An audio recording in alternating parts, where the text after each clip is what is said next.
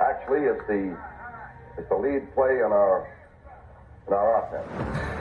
We ask our YN or a tight end to open up somewhere between 6 feet and 9 feet to get an isolation with the linebacker. If you tell the tackle to take the defensive end if he's over him. If he's not, to drive down on the first man to his inside. If the YN has the linebacker taken out, he cuts inside. If the YN has the linebacker in, he comes all the way around. If you look at this play, what we're trying to get is a seal here and a seal here. Try to run this play in the alley.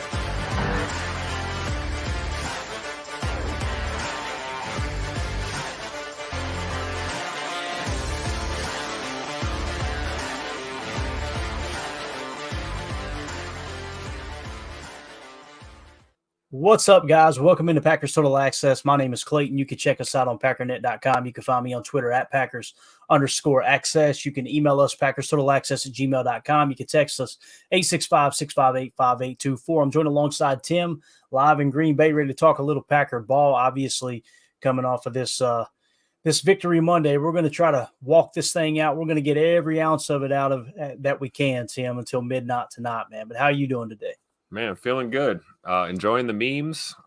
Enjoying the Packer hater tears. It's pretty good Monday, man. Pretty good Monday. We may go to Bed Bath & Beyond. I don't know if we'll have enough time. Right? So you said your buddy Tony had a good little time at the casino. Am I understanding? Yeah, got a little money. Shout out to Tony. Tell that story. Threw his cowboy boots and his cowboy hat on with all his Packer gear, and was a little celebrity down there in the Milltown. So shout out my buddy Tony, man. Had a great time. Collected. Always a good time when you walk to the casino just to collect money and leave, right? You know, it's a good feeling. Can't go wrong betting on the Pack, right? Did the two-step the whole way there, and then stomped out a little honky-tonk stomp when he got to the casino. I bet, man. How about them boys? Yeah, I know we got a ton of people here in the chat. I'll try to name drop a few here. I know we got Omer in here. We got Eric Sutherland, Logan, Jen Wright, United Bates, all the usual suspects. Boz up in the house. Oh, man, we got a bunch. Ty Fisher. Larry, Mr. Larry up in here. I always call him Mr. Larry. I feel like I could sit down with Larry and he would point out 3 things that I'm doing wrong in my life on a daily basis. You know what I'm saying? And he would do it in the most polite way that I would actually change my habits. You know, he's like that type of guy. John Schmidt in the house. Daniel in the house. Got a whole bunch of people in here. Drew, what's up, Drew? Good to see you in here, buddy. Too old for this too. All right, so we got a bunch of stuff to cover. First things first, though, I try to put a link to our online store. Everybody's been saying they want merch.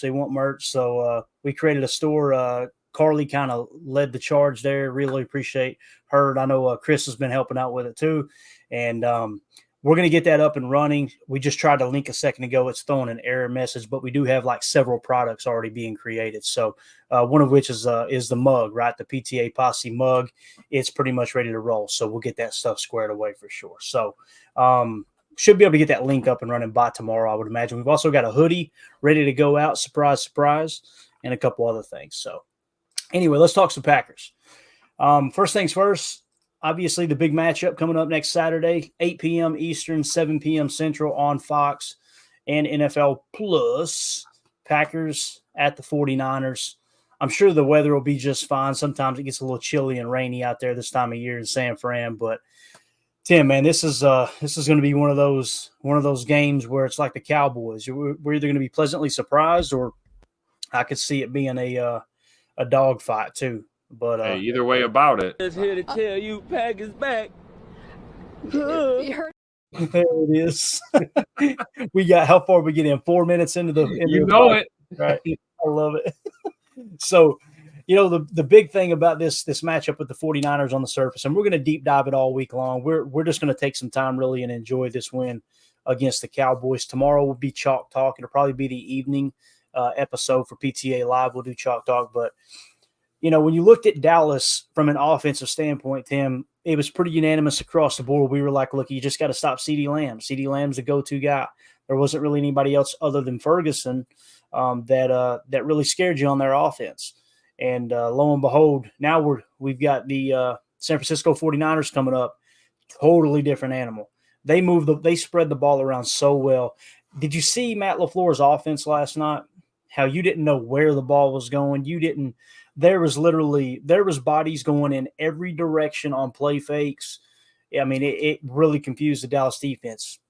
Get ready. That's how San Fran attacks. Now, they do it at a little bit different look, 21 personnel, but they're still getting to the ending point, right, with the same type of passing concepts, things like that. So we're going to deep dive it this week. Like I said, we'll have plenty of time to do that. But one thing on the surface that sucks, got this news earlier today from Ian Rappaport. Source in Green Bay, Packers edge player Kingsley Enagbare is feared to have torn his ACL in yesterday's win over the Cowboys. The player called JJ had carved out a nice rotational role for himself. So I still haven't heard anything. Tim, I don't know if you have. If you have, you can correct me there. It sounds like they're waiting for the final results or whatever. But the way Matt LaFleur talked about it, he was kind of felt like JJ Enigbare's season's over. Is that pretty much what you're hearing too? That's the vibe we're getting. But I haven't seen anything official. So I'm assuming that, unlike some of our reporters, they like to wait to confirm things before we go public with it. But, these guys are plugged in, so I'm sure that nothing's going to contradict that. And if that does, in fact, turn out to be true, we got to just tip our cap to Kingsley Enagbare, man, on a great year and a supporting role here for the Packers. Really, really instrumental. Giving guys like Preston Smith and, Rashawn Gary a breather here and there. And he's made some impact plays, man. He had a strip sack this year. We talked about him still learning as a young player, getting a little deep on some of those pass rushes and things like that, not maintaining the edge. But he's coming along nicely. He's another project player and a developmental guy that, I'd like to see around actually in the future. So, hopefully this is not super serious, but it does look like it is. And, hey, hopefully he gets back. He's got Rashawn Gary there as a great example of how to rehab a major knee injury and come back like you never missed any time. So, thoughts and prayers and best wishes out to JJ Enagbare, man, for sure. Yeah, no doubt, man. No doubt. Eric Sutherland in the chat says Cox Jr. time. You're gonna probably see him inserted into that active roster. Now we know they've pretty much protected him all year long. I'm not real big on Brenton Cox Jr. Plays a little bit reckless, but man, you talk about a ball of talent. That dude has all kinds of physical traits to play at the NFL level. There's no doubt about that. Drew in the chat says, I think the answer is more play time for the top three guys. I don't want Cox getting a bunch of snaps. I agree with that, Drew. Immediately, I thought, well, that's fine. Preston can play both sides of the ball. Van Ness has primarily played on the right side from the defense's perspective, obviously. So probably get a little rotational aspect. And whenever Lucas Van Ness, let's say he goes from the 18 snaps he's getting, right, to, let's say, 35 snaps, whatever it may be.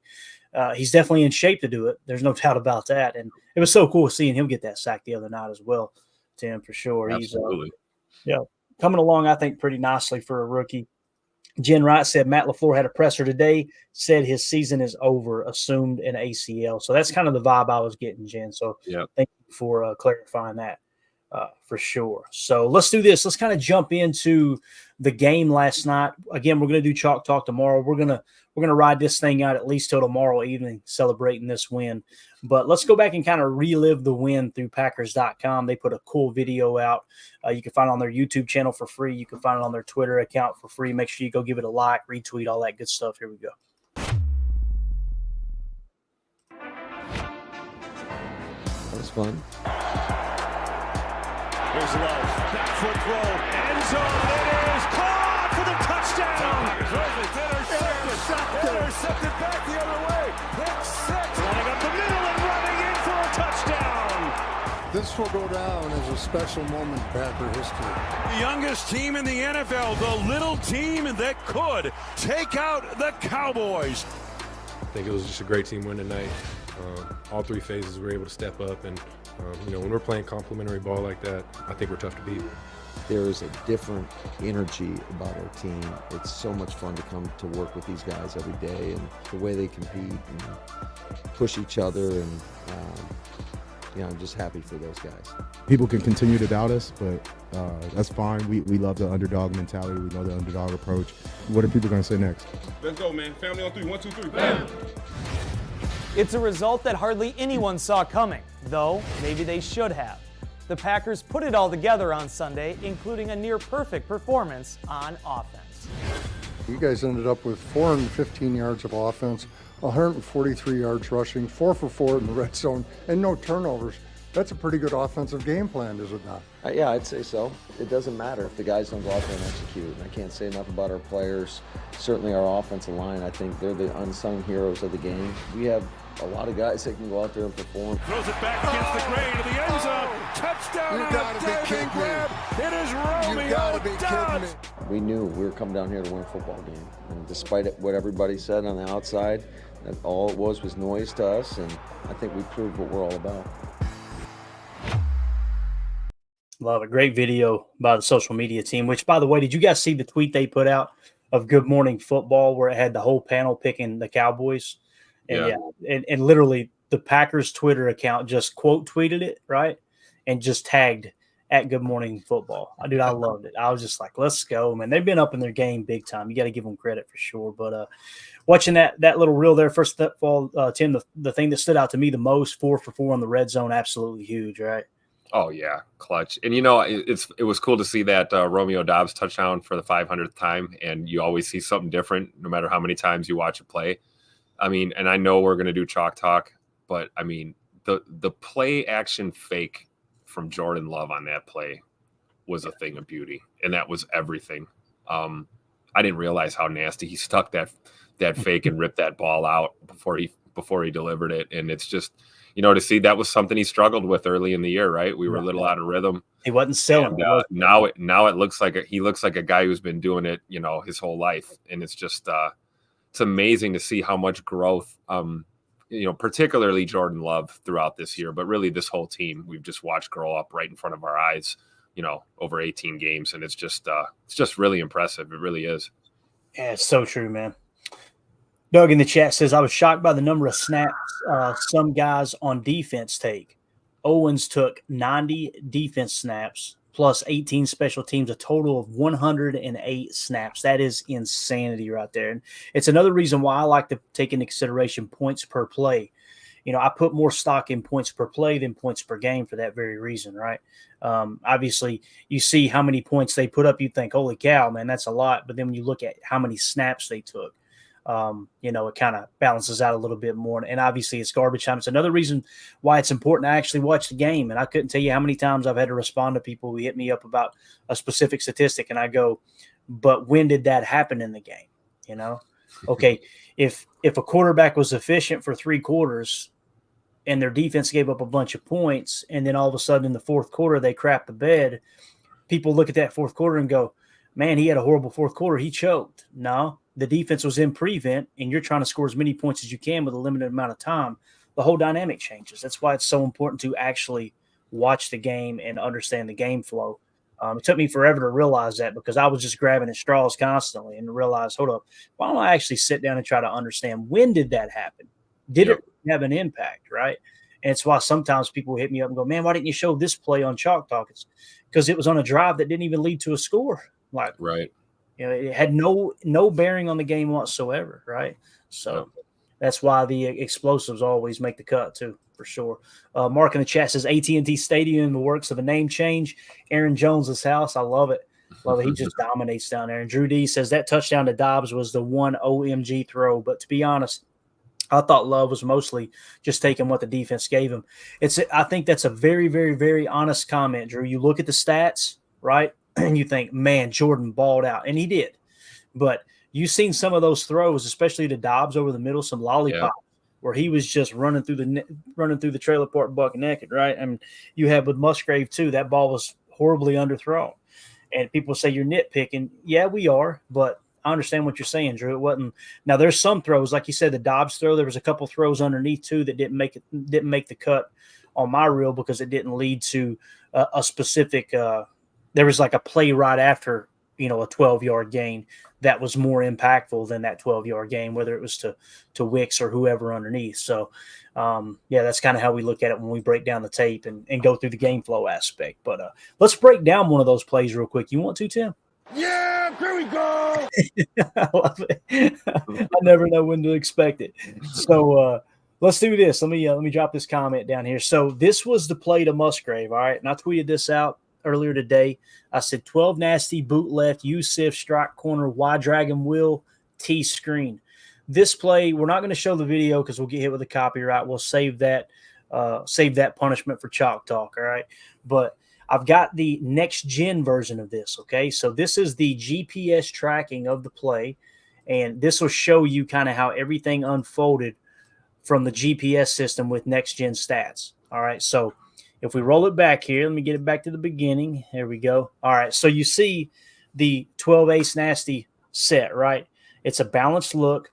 Your Y, who is the Y in this situation? It's 88. It's Musgrave. Why? Because he is closer to the line of scrimmage than Tucker is, even though 80 and 9 are on the ball. So that would make, in my opinion, and I'm pretty sure Greg Olson agreed, who's a former Packer tight end, right?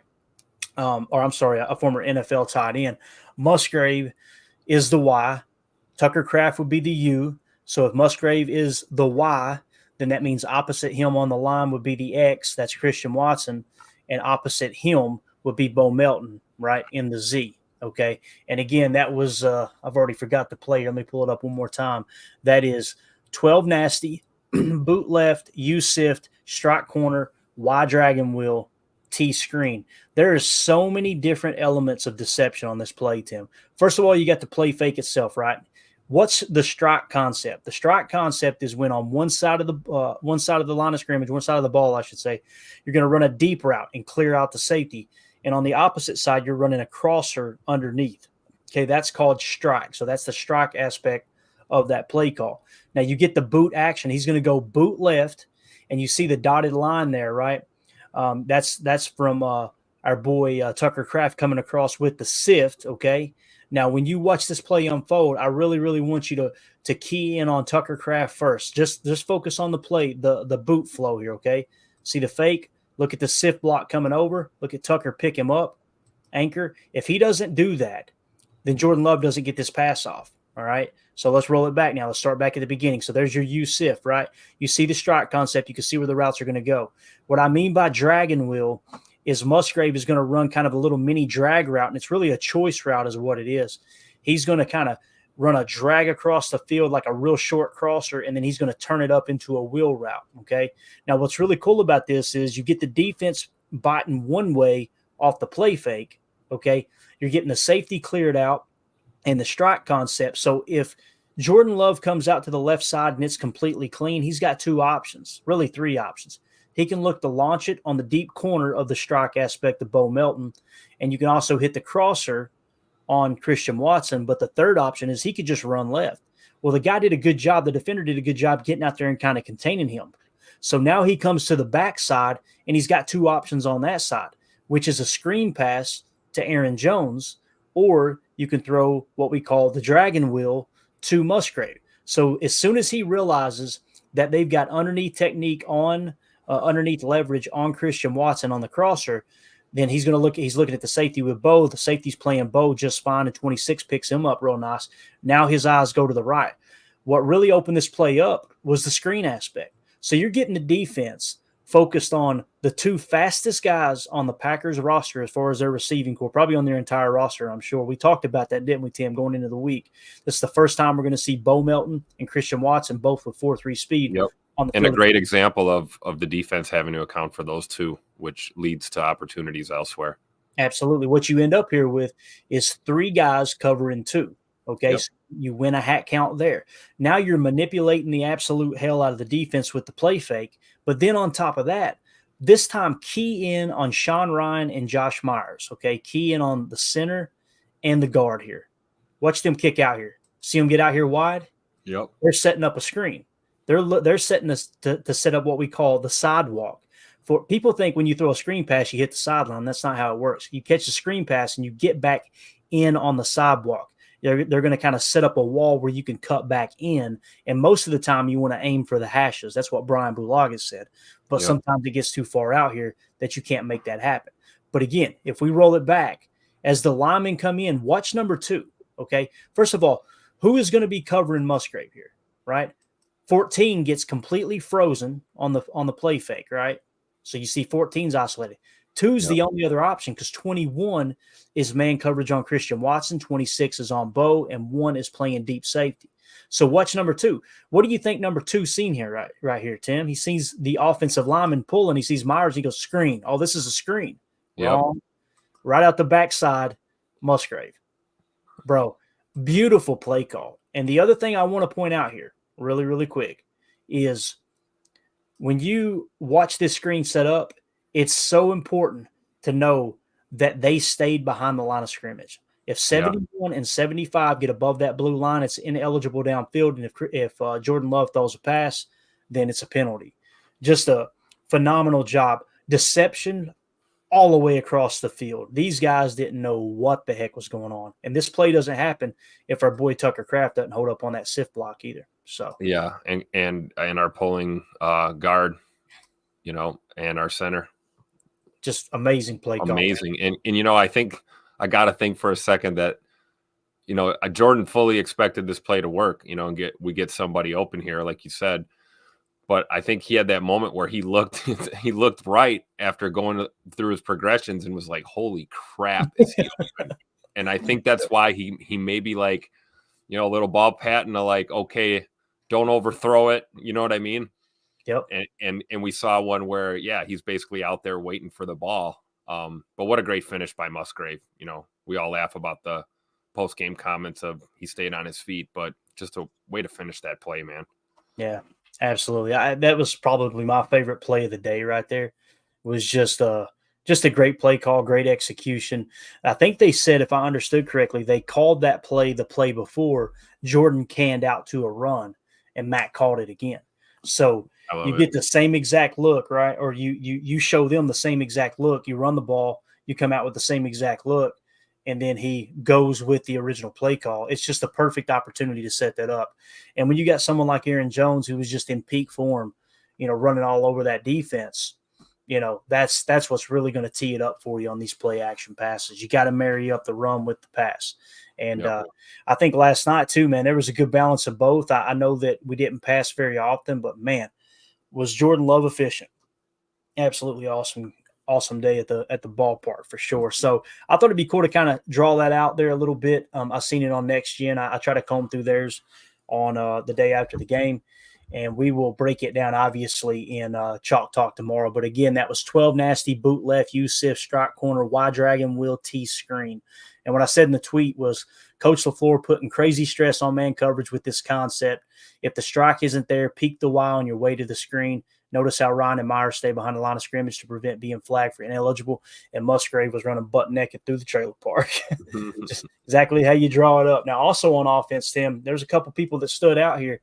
Rasheed Walker, all we heard about with this pass rush coming into this game, right? I'll tell you another thing that helps with pass blocking is not having to pass too often, right?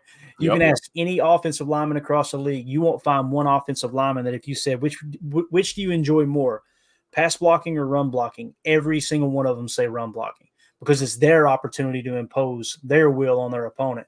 Pass blocking is just like a roller coaster. It's technical, got to be quick, got to be sound, got to stick to the fundamentals, and you're on your heels, right? And with a right-handed quarterback, that left tackle, that is priority one. You've got to protect. I mean, it is your job to literally watch the back of our franchise. I mean, talk about an important position, right? We talk about tier 1 positions, right? Yeah, absolutely. And we hope Bakhtiari comes back and at a decent price, we can get that contract straightened out and he's healthy 100%. But in the meantime, 7th round pick, man, Rasheed Walker versus the Cowboys, 21 pass blocking snaps, 0 sacks allowed, 0 pressures allowed. Just an absolute stud. Guys, he had DeMarcus Lawrence at times on him, right? Micah moves around a lot, but Micah was the most I seen Micah was over the right tackle, which didn't hear his name very often, which really tells you what Zach Tom did on the day. That's right. Rasheed Walker, again, we're going to go through the PFF grades, but just want to kind of hit on some of these key statistics because he may have a low PFF grade. And if he does, guys, it ain't the end of the world. What it says is they found fault with some of the plays he had.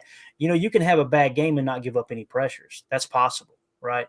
But what else could you ask from a 7th round left tackle? I mean, So Jordan Love, On passes 10 plus yards down the field, right? Throws that were 10 yards or more down the field versus the Cowboys, he was 8 for 10 or 8 of 10, 216 yards, 2 touchdowns, no interceptions, 93.6 PFF grade on throws 10 yards or more down the field, according to PFF Packers on Twitter. And you're probably saying, well, okay, well, Rasheed Walker, he blocked well. Jordan Love was throwing the ball down the field. They didn't get pressure on him. They got a little bit of pressure on him. Jordan Love under pressure versus the Cowboys. He was pressured 7 times. He was 5 of 7 for 152 yards, 2 touchdowns, and a 90.2 PFF grade. I love it. Dude, that reminds me of Aaron Rodgers on that run to the Super Bowl, where he was so good on third down and just so good under pressure, to the point where the next, not the next year, but 2 years after that, teams just started playing 2-man under on him, and he kind of started to struggle a little bit. But same with Aaron. When people blitz Jordan, man, he's just so calm in the pocket, and he's got that fadeaway shot that a lot of quarterbacks don't have. Yep. Just amazing. With a lot of young quarterbacks, sometimes it's one or the other, right? You get a guy that, you give him time back there, and that's exactly what you want. You want him having all day. Please, God, let him throw it. He's not going to make the right decision. And then you've got quarterbacks that thrive when there is pressure. It's like, we talk about the Justin Fields scramble factor, or, Lamar Jackson, guys that, you pressure them and they seem to just get better. And it's like, then you get guys like Jay Money here who he's doing both well. When he's got a clean pocket, he's deadly. And if you hurry him or get pressure, he handles it well. I mean, he's peaking at the right time. I don't know if you saw any of Papa Scoot's tweets today, Clayton, but he was dropping some gems on Twitter too, just talking about, the Packers have not peaked yet, and we are just continuing to see this team get better every single week. And this is a testament to that right here for sure. Jay Money and the boys getting it done. Man, he's so good, man. So good. AFM in the chat said it before this game, Jordan Love dome factor. He is unbelievable indoors, man. There's no two ways about it. And again, I haven't looked at the weather for San Francisco yet. And I know they play on the outskirts of San Francisco, obviously, but I'd like to know what the weather's looking like, because if it's decent weather, man, I'm telling you, I just like the Cowboys game going in, people were talking about getting nervous before the game. I had zero nerves. Yep. It was just like, man, we're playing, again, I'm going to say it for the 1,000th time, we're playing with the house's money. This team, we're playing our best ball right now. If there's a team, one of these two teams are nervous, it's going to be the Cowboys. And you can bet your rear end that the 49ers are sitting there going, it's got to be in the back of their mind. They know they're the better team. They know they have the better record. They know they have one of, if not the most popular coaches in the league.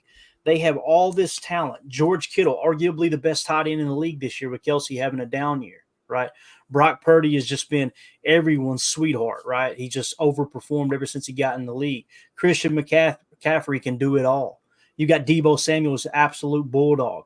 Like, you look all the way across that on the defensive side, you got, Fred Warner, right? Playing middle linebacker. You've got your boy Nick Bosa up front. They got to sit back for a second and go, boys, we can't lay an egg here. Please don't lay an egg. Yeah, because they also know what we just did to the Cowboys. That's like you talked about it, man. It's all out there now. It's all on tape. They saw it. I think there's some truth, though, to Jacob's theory. This team has been chilling in Santa Clara with their feet up, and they've had a week off.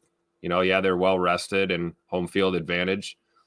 We've seen that bite teams in the butt, and we've seen lower seeded teams come in and steal a win when you're not in full game speed. We've been back against the wall here for the better part of the last 5-6 weeks here. So it's just going to be an exciting game. I really do think it's going to be great.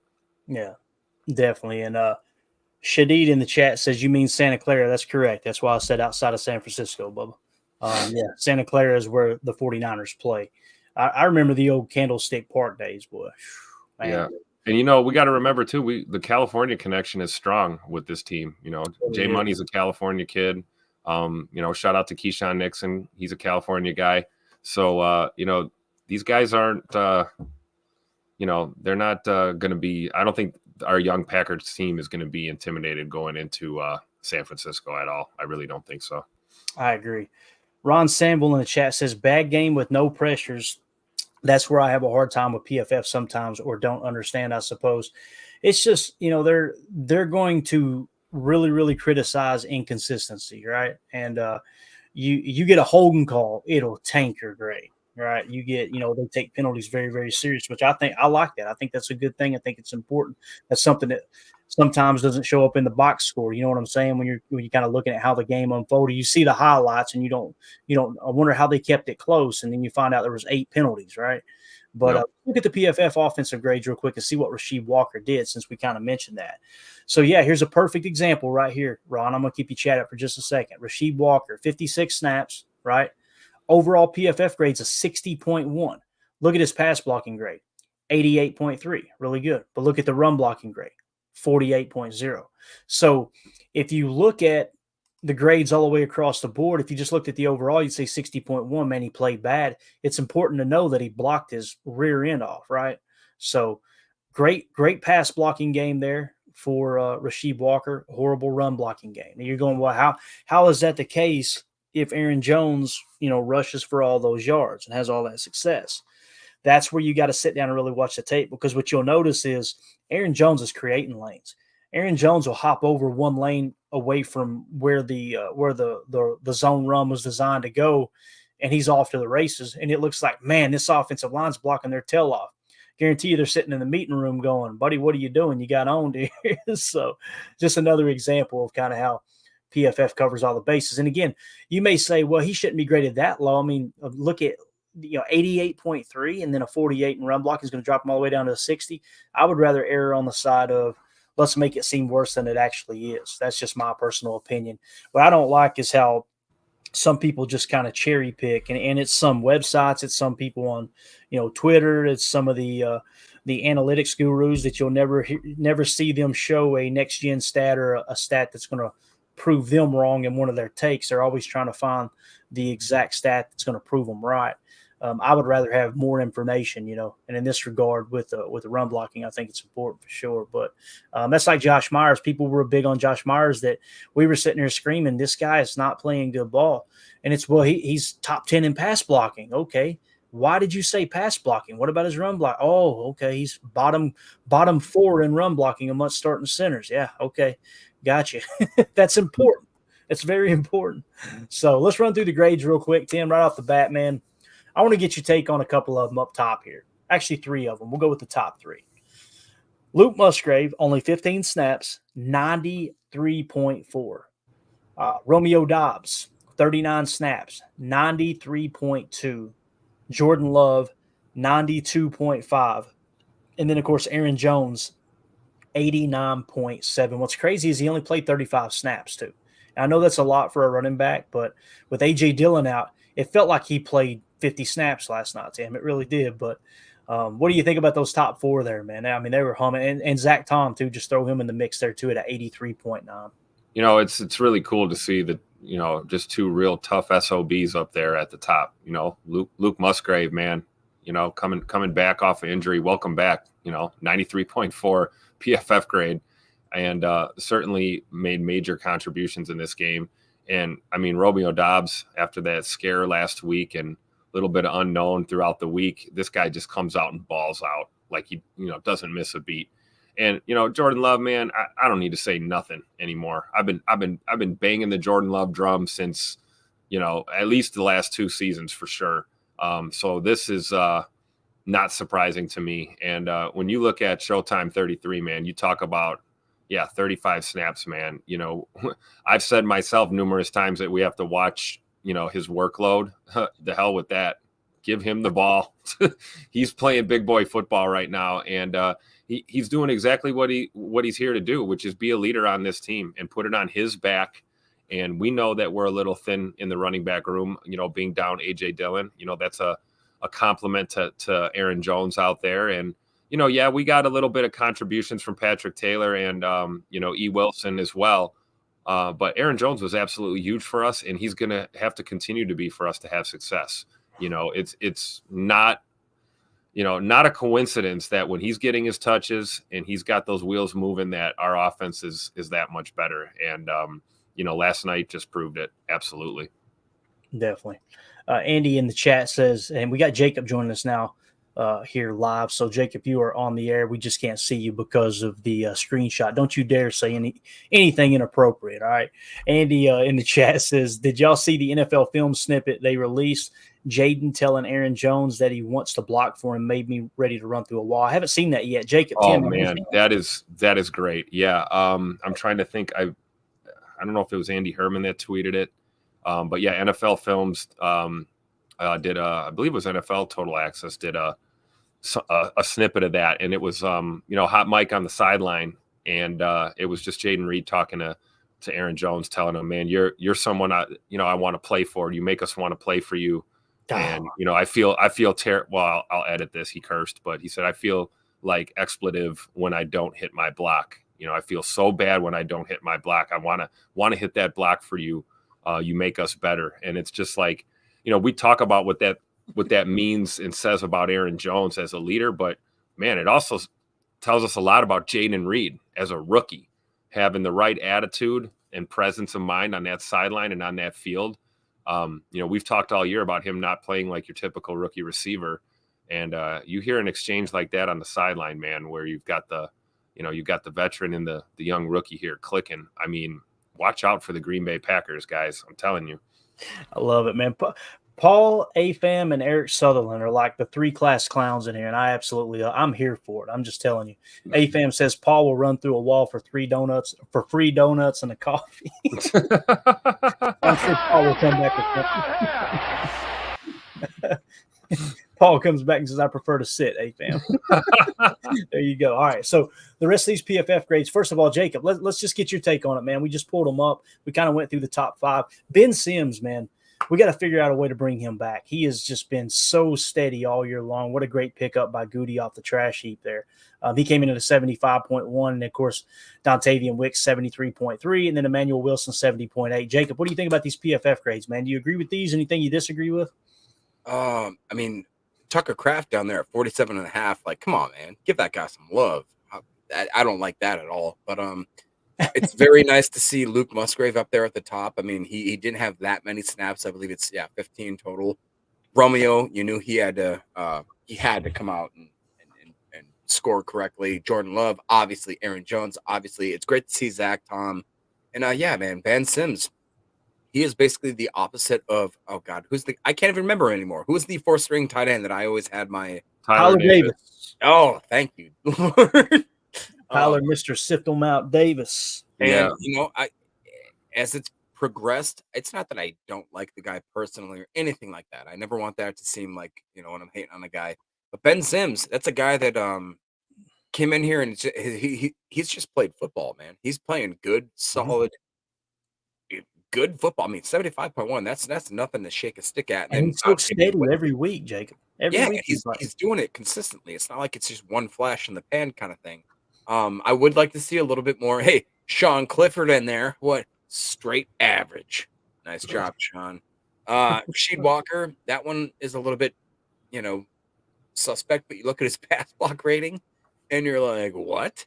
How is that a thing? Anyways, John Runyon Jr., I hate the fact that we might have to replace John Runyon Jr., but he is making a late surge in at least the pass blocking era here. 81.9 there. That one's cool. Emmanuel Wilson, a guy that didn't have to do much, but it's cool that he graded out. All in all, I'm really excited about this team, man. Yeah. And think about Tucker Kraft. Like, when you turn on the tape, what did you see from Tucker Kraft? Tim, we talked about it. He dropped his first pass of the year, right? Yeah. So drop a pass. Also, what else? Remember what I just said? They'll drop your grade significantly. Remember the Hogan call on the stretch, the outside stretch with Jonesy? And then also the play that we just showed, right? Of the the boot left, the U-sift, all that stuff. On that play, what did Tucker do? He blocked his arse off and gave Jordan Love time to get that ball back over to the Y, right? Well, what's his pass blocking grade? 74.1. That's what I'm saying. Like, I understand why they'll just see the grade on the surface and they go, oh, well, that PFF's garbage.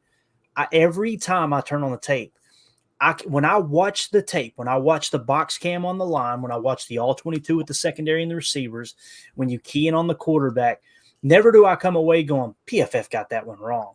It's almost always I go, I'll be darned. Yeah, I thought he would have graded out higher than that, but you watch the tape and there it is. So I'm not saying it's perfect. I'm just saying it's really cool because it got criticized hardcore the last 2 years.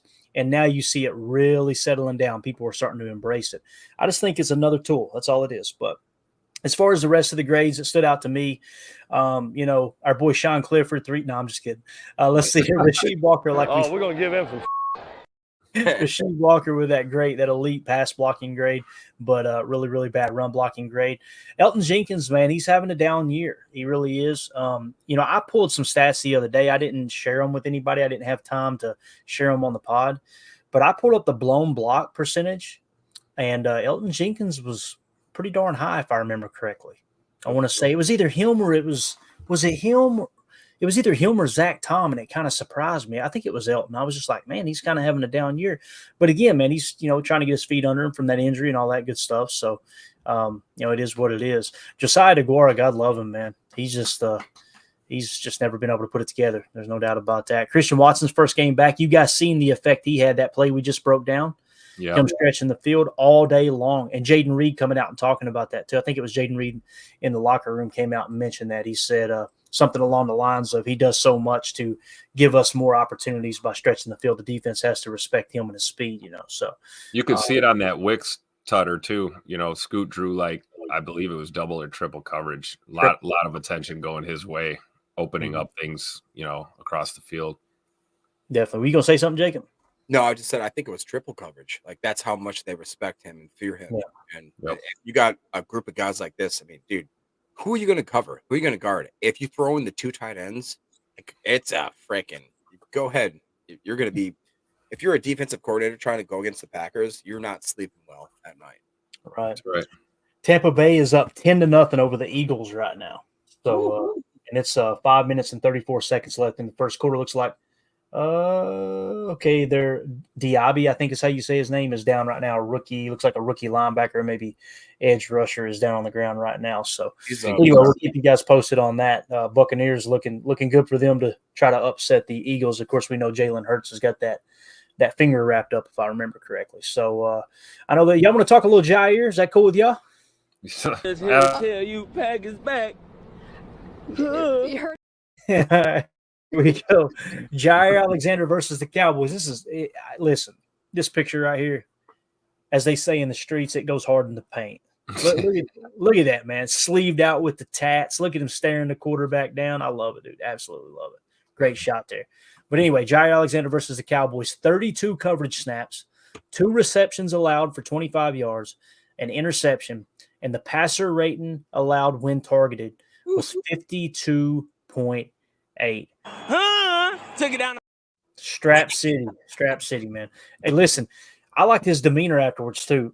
I don't want to say the reporter's name, but I don't know if you guys have seen it, but there was an interaction after the game, or maybe it was today. Yes. Did you see it, Jacob? Is it Robbie? Damn it, Jacob. What is wrong with you? It's Rob. Look, you guys know Rob Domofsky last week. And listen, I don't hate Rob. I know a lot of people do. I don't. I don't know him, first of all. But anyway, last week he said Jaire is a weird dude, right? And I think he even referred to him as being selfish. He asked a question to Jaire. I guess it was either after the game or today. And he looks over at him, and you could tell Jaire stared a freaking hole through him. And then he went, I don't know, and looked away. I was like, oh, Lord. They're reading what they're writing. I promise you that. I'm sorry, man. If you're going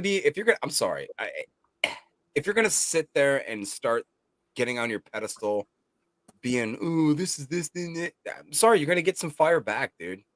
You got to not, and I'm, whatever. I want to be as, like this whole PTA thing, right? This is all about being a group of Packer fans that don't hate on each other. We want to learn. That's like the whole goal message of when me and Clayton's whole mission statement. If I could speak for you, and I hope I don't misspeak. It's like we want Packer fans to be more educated Packer fans. We invite conflict if it means that the result of that conflict is that we all grow as a Packer fan base. We want to understand the knowledge, the concepts, all that kind of stuff. So like, if you're one of those guys that's just a commentator's that all they want to do is fucking oh jeez. I'm sorry. If we they have, want to hold up. We have gone for 2 years now. Oh the man. F-bomb has not been dropped yet. I want to give you got to give it to him, Tim. Give him one of those real Sorry, quick. bro. Roadhouse. I was actually going for this one right here, as a matter of fact. Hey, but let's be real. Hold on. You think God never farted? We're grown adults here, okay? So I'm sorry, but if you're gonna throw that shade and you don't expect anything to come going back, to say throw that SHIT. Bottom line, Ja looked over at Bobby Boy and said, Who do you think you are? I am. I love it. Jacob, that's listen. not bad. It's not a big deal at all. Every episode I mark it not safe for children for that very reason. Because you know what? Oh, no. This whole time I've expected me to slip up on the old effer. I promise you. So it's all good, man. Go ahead, continue. That's what she said.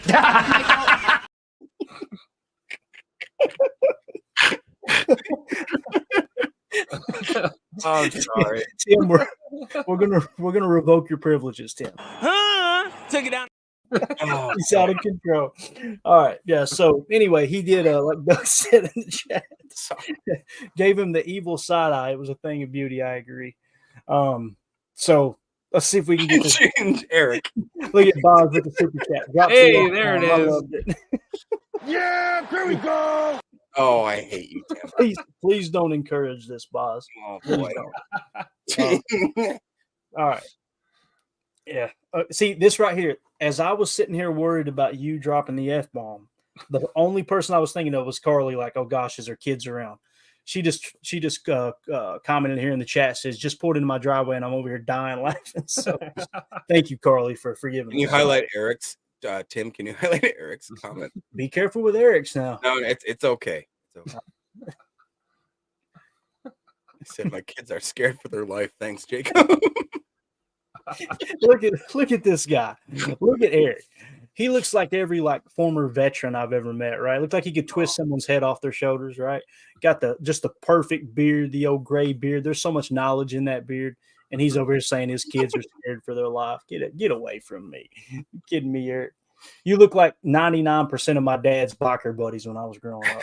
You kids ain't worried. United Bates, cheers to Jacob. Cheers to F. Right, I'm sorry. I didn't mean for this to get us money. Hey, well, Jacob, if you feel the need, drop another one, all right? Now, Jake Shavink says every F-bomb should result in a timeout listening to Here We Go for 10 straight minutes. I will never swear again in my life.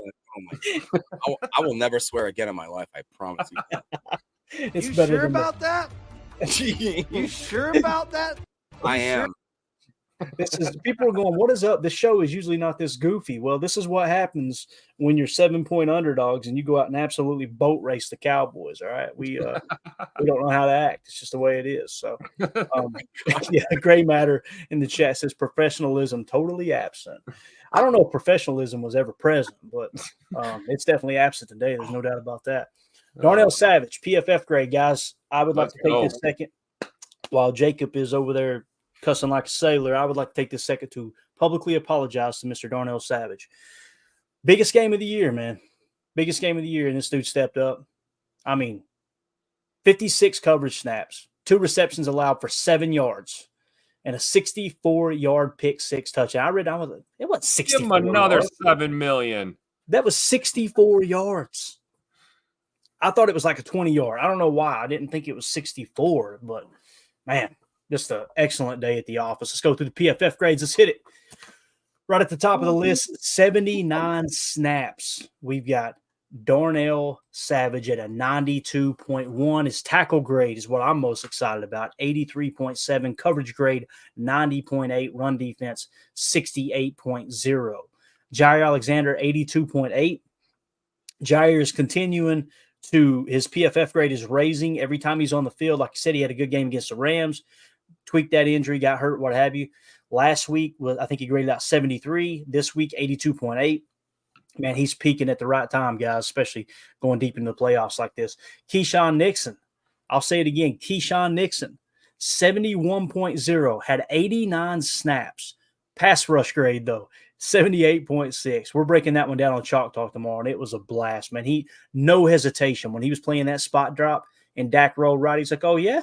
Buddy, you think I don't know that every one of your targets are on the opposite side of the field? Come here, boy. Here we go. I loved it, dude. Probably my favorite play on defense of the entire day, including the pick six. Just seeing Keyshawn with no hesitation there. Tackle grade 69.3.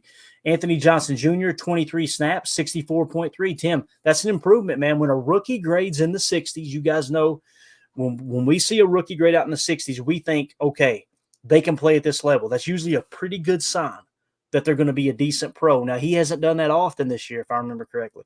But a good game there from Anthony Johnson Jr. with 23 snaps. Robert Rochelle filling in just 5 snaps, 64.1. Devondre Campbell, 64.0. Far cry from where he was 2 years ago, but obviously still nursing the injuries. And good to see him kind of toward the top of the list here. Carl Brooks is just a guy that's got to get more snaps. How many did he get? 45. Okay, here we go. He got 45, and Devontae White only got 50. So you're starting to see, right? Remember what I said last week, Tim? Like, I want to see them kind of even those snap counts out. I want to see them give Carl Brooks more opportunities. Maybe his PFF grade would lower. Maybe we'd see him gassed and he wouldn't, you know what I'm saying? He wouldn't perform as well. But there's no doubt about it, man. He's given more snaps. He's still right up there toward the top in the top 10 for the defense. So I'd love to see it. Go ahead, run down it, Tim. Anything else you want to hit on there, buddy? Yeah, I think the thing that really stands out to me was with Ja going down, Corey Ballantyne, man, stepping in and really, really solid game. You know, I'm looking at the coverage grades here with our secondary. Some left some to be desired, but really good game from our pass defenders, man.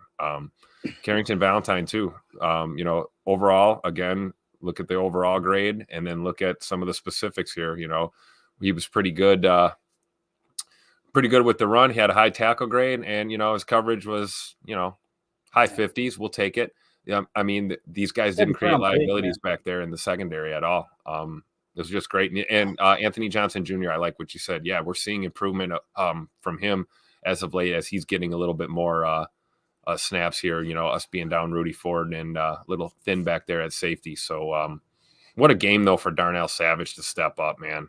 I mean that's just phenomenal. And you know, like we said pregame, we got good looks from John Money and K9, man, Keyshawn Nixon, just unbelievable. Yeah. And Jim in the chat says good coverage until Matt LaFleur threw in the towel. It's a good point. Drew D pointed out too. Keep in mind the backup DB coverage grades were clouded by about 200 yards of garbage time yards. So keep that in mind. They started kind of going vanilla there and just saying, all right, we're not going to tip our hand on anything. We're going to play the clock. And yeah. So Jacob, anything here on this list you want to hit on real quick, bub? Yeah, I mean, it's just kind of basic math. If you look at 22 guys that are graded, if you look at the top 11, we have, I believe it's 7. Yeah, 7 guys that graded above what you'd call quote unquote decent, and 4 that were below. I'd argue that probably if you look at every single game that we've played, there's probably a similar schematic, you know, reading of like whether or not the defense came to play or not. And we win games when the defense comes to plays and we have an offense like we do. I would think that Lucas Finesse would have graded out a little bit better. I don't understand quite. I didn't watch him, you know, but it is encouraging, like you talked about. Carl Brooks up there, man. He's up there. Devondre coming back from him having a little bit of a, I don't want to say an off time of the year, but he was dealing with injuries. You know what I mean? So that's understandable. I do like the fact that Keyshawn's up as high as he is, and it's just great to see Darnell Savage finally. Dude, that's that 92.1. That's why you got drafted in the first round. That's why we give you an extension. That's why we thought you could be the player you could be.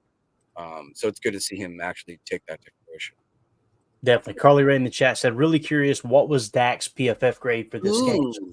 I pulled it up real quick, and Dak Prescott graded out as a 62.2.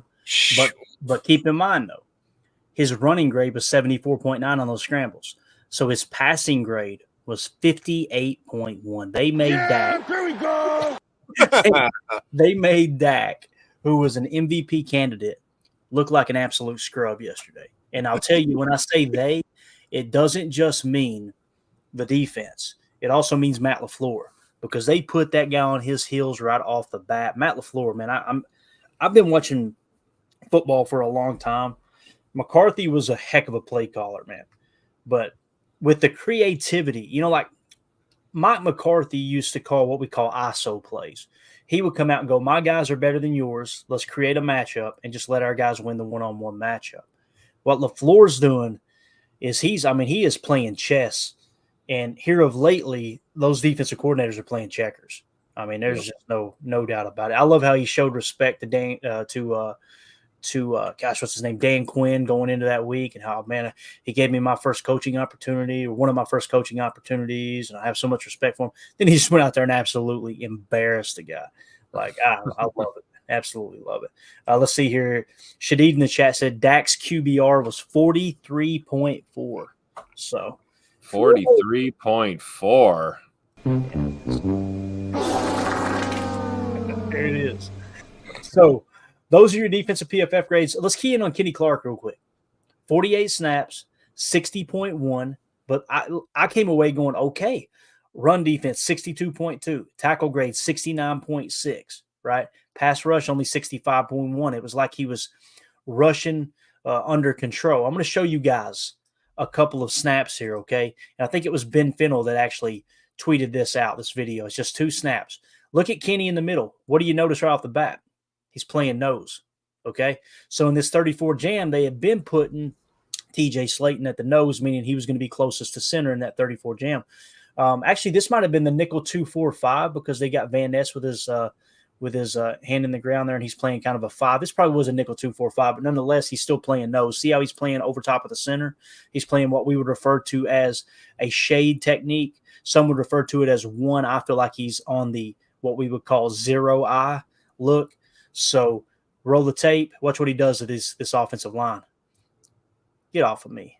Just see how patient he was right there against the run. Look how he's controlling 2 gaps too. Watch him. He's controlling 2 gaps on both sides, right? A gap on each side. Look at that. Just a freaking beautiful play there. Now look at this. We talked about he needed to improve in the run fits, and we're seeing it. Yet another player getting better. Absolutely. Here you are on another pass rush. This is a pass rush snap here. Where's he playing? He's closest to the center, right? Right here he's playing what we call a 1 tech. For those of you listening, don't know what I'm talking about here. If you line up directly over the center, that's called a 0 tech. If you're lined up directly over one of the guards, that's called a 2 tech. You're lined up directly across from the tackles, that's called a 4 tech. Everything in between are the odd numbers. So think if you're lined up head up on a player, it's even numbers, 0, 2s, and 4s. And if you're in the gaps in between, then in between the guard and the center is the 1 technique. In between the guard and the tackle is what we refer to as the 3 technique. If you're on the inside shoulder of a player, that meaning if you're splitting half a body there, right? If you're kind of lined up, and some would look at this and say, well, he's kind of playing a 2-eye here. I disagree. I would say that's more of a 1 tech than a 2-eye.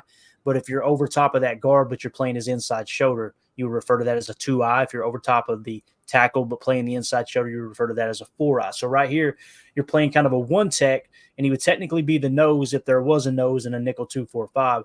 And I think he kind of fits that role a little bit better. But let's watch the tape here. I think this is a punch, pull, and rip, or a punch, pull, and swim. Watch how quick. Pull. Yeah, it's a swim. Was that sick or what? Watch it again. Watch him punch. See the punch? Pull. And watch him swim over with his right arm. Almost gets a hand on that ball, too. It's the reason that I don't know what the result of that play was, but I guarantee you it wasn't good. Watch Dak. He's like, oh, crap. See how he had to release it, too? Look how he had to release the ball really high, right? Absolutely. Like a little lob throw. Pressure pick, coverage, sack. Amen. You're preaching to the choir, Tim. I love it, dude. God, I love this sport. It's so much fun when you start learning how things operate, man, it's just amazing. It really is. Let's make sure we're not missing any super chats. We're good, right? Yeah, we're good to go. All right, cool. If you got any marked, hit them, Tim. It's totally cool. But, yeah, there you go. That's a good point by Jake Shavink. I said that, and we both tried to – yep, you hit it. Jake Shavink in the chat said, against Hall of Famer Zach Martin, too. Sheesh. Let's go back to it one time. As Jake Shavink pointed out, Zach Martin is going to be on the second play, right? He's the guard. Let's watch it one more time. We'll probably get hit with a copyright. I don't care at this point. Number 70, right, Jake? Confirm for me. I'm pretty sure that's him. Zach Martin from Notre Dame. Mm-hmm. Hall of Fame guard. Get off me, boy. Ooh. We need to get this framed right here. Look at him right here. It looks like he's What are you looking at, Zach? What are we Look, doing? look at the Kids two say linemen. What are they he doing? stunned him. He got Hey. stunned. He had to grab his freaking center just to stay put. Look at him. That's Yeah, I don't like where he grabbed him either. I'm just saying. I'm not saying. I'm just saying. 65%. Sorry, man.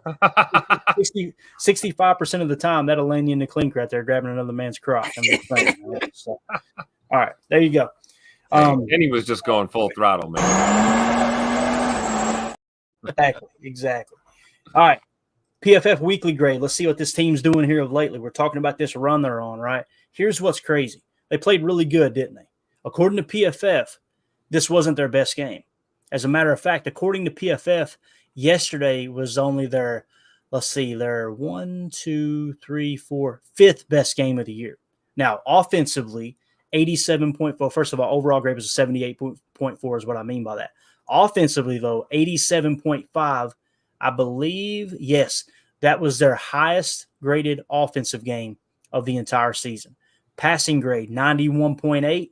That was their highest passing grade of the year. What's crazy is Jordan Love has graded out in the 90s. And I say Jordan Love because we know that's another thing too. We don't even talk about is how this dude never misses a snap.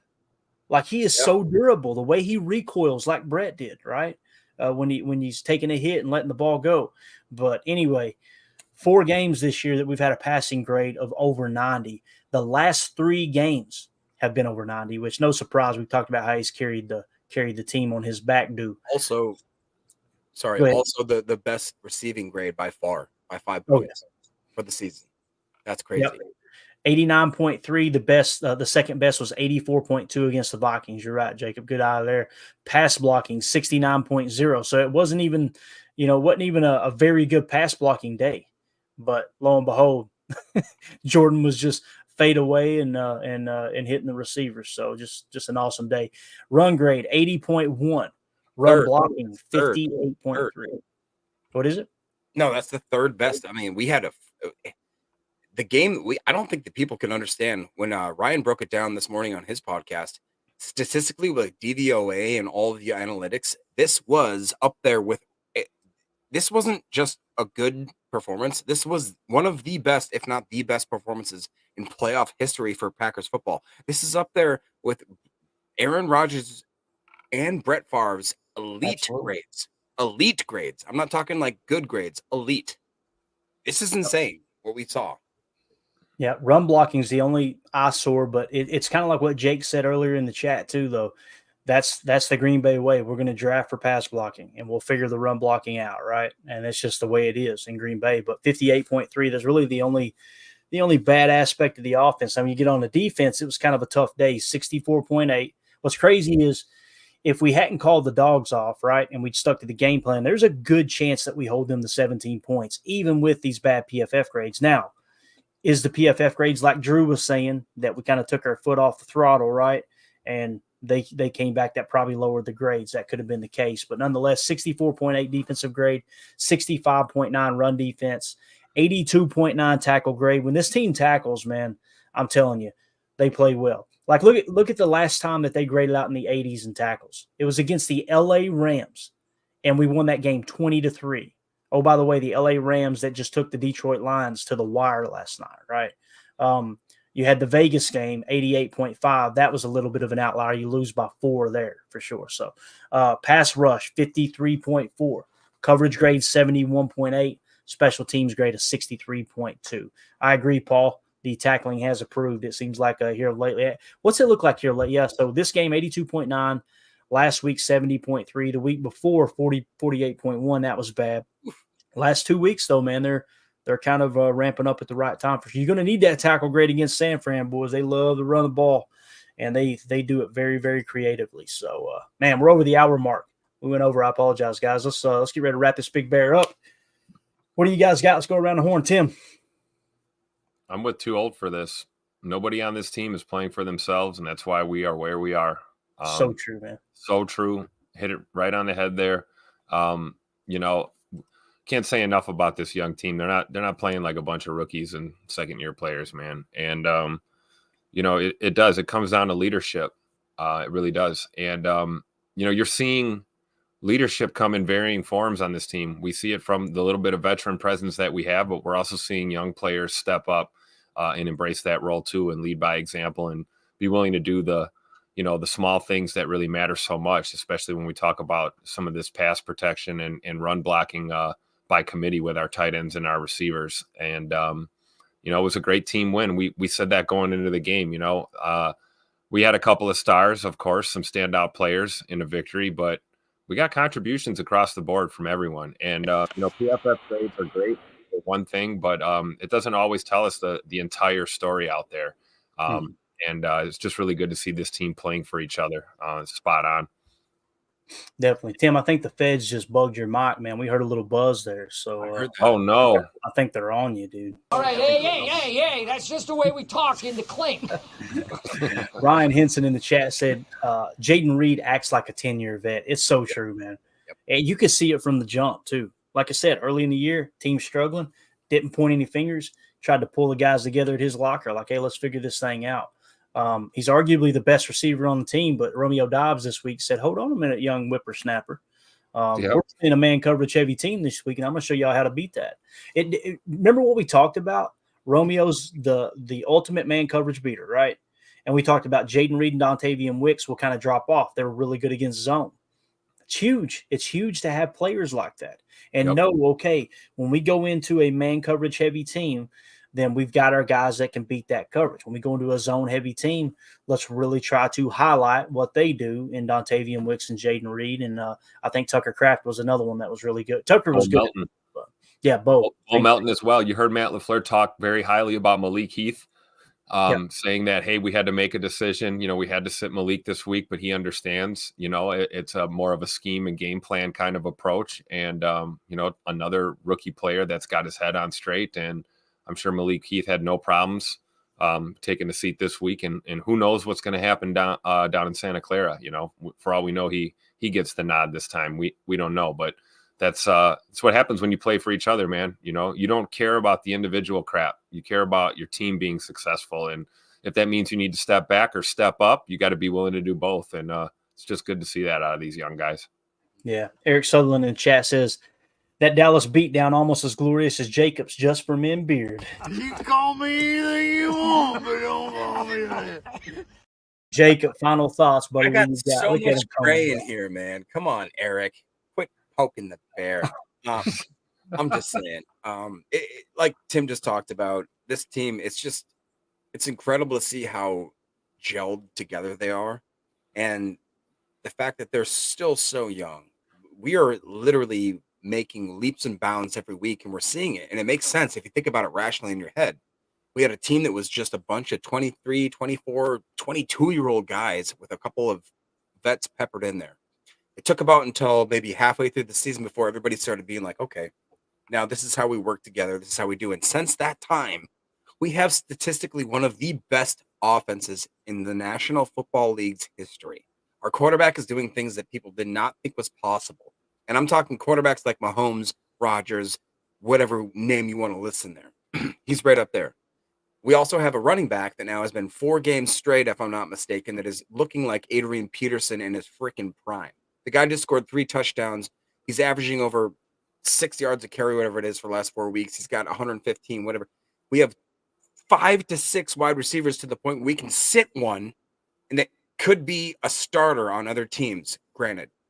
With this team, we have 2 tight ends that are so good as rookies that it defies the odds, and that they are so confident in opposite spectrums. Like Tucker Kraft and Musgrave are so like different kind of guys, but they're both exactly what this team needs. If this defense can stick together, if this defense can actually like really just be a top 15 defense, I think that our offense is so good. And I think that nobody in this league right now, even the freaking 49ers, I don't think they can touch us. If we come out strong, if we come out fast, I don't think that they can touch us. I really don't. And I'm so excited to just be a part of this. I'm so excited to share this with you guys. This year has been such a roller coaster for me emotionally, being a Packer fan, but just being able to share it with all of you guys in the chat, being able to watch guys like AFM and Paul and Eric and Murph and all these guys just This has been so amazing, man. I blessed beyond I can even describe it, and I thank you guys all for that. It's just I keep wanting this ride to go further and further. So let's go, man. I'm pumped. Probably Ray said, you mean, quote, quit poking the beard. I like it. Yeah. A lot of beard conversation in here tonight. Cheesehead Murph says, cousin Jacob, fear the beard. Yeah. Playoffs, baby. Playoff beard. Yeah, we got, how do you say that name, Jacob? Josmar. Cool profile pic, too, man. My guy over there. Go Packers from Brazil. I love it. Love it. And then AFAM says Eric dyes his beard gray to help him look more distinguished. Good luck with that, Eric. It ain't working, you know. No, I'm just joking. 2-0 for this says my prediction was 69-17. I would have been right if we didn't pull our starters too early. That is a fact. But all right, we're out of here, guys. Appreciate everybody's time. This was a lot of fun. Let's get a special shout out to Boz. Thank you for the super chat. United Bates, thank you to the super chat. Thank you, Jacob, for dropping the F-bomb that got the super chats. We appreciate you contributing to the show. If you guys would scan that QR code in the upper right, that'll send you to Packernet Podcast, where you can find this show in podcast form as well as others, including Ryan Slip's Packernet Podcast, his Packernet After Dark, the call-in show, where you as fans of Packernet can call in, leave a voicemail, and he will respond to your message. And you can actually drop F-bombs on there. He will beep them out. I highly recommend you drop F-bombs because it makes him work harder. It makes him work harder. Jacob will be calling in tonight. I'm doing it. Also, thank you, United Bates. You're one of the best OGs too. You're the best, man.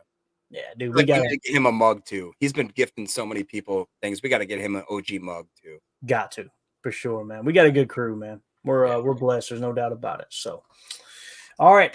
Let's get out of here. Again, thank y'all for the super chats. For those of you listening on the pod, thank you for making us a part of your day. We will see y'all tomorrow morning for Good Morning Lambeau. One more time, let's hit it. Here to tell you, Pack is back. As always, let's go out and be the change we want to see in the world, and go Pack go. The power sweep. Actually, it's the lead play in our offense. We ask our YN or a tight end to open up somewhere between 6 feet and 9 feet. Get an isolation with the linebacker.